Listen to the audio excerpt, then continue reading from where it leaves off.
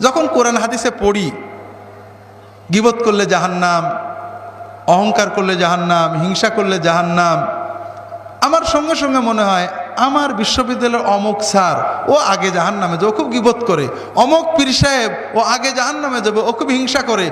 অমুক মৌলানা সাহেব ওর খুব লোভ, ও সবার আগে জাহান্নামে যাবে। কিন্তু আমি আব্দুল্লাহ জাহাঙ্গীরের জাহান্নামে যাবো আমার একবারও মনে হয় না।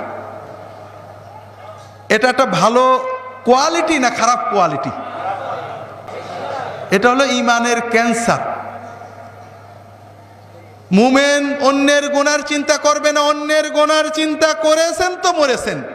কার দাড়ি ছোট, কার বউ বেপরদা করে, কে খারাপ করেছে, এই চিন্তা শয়তান একবার আপনার ঢুকাতে পারলে অমুক দল খারাপ, অমুক পীরের মুরিদ খারাপ, অমুক লোক খারাপ, অমুক গ্রামবাসী খারাপ, অমুকের দাড়ি ছোট, অমুকের বউ বেপরদা, অমুক একদম ভালো না, এই চিন্তা একবার শয়তান ঢুকালে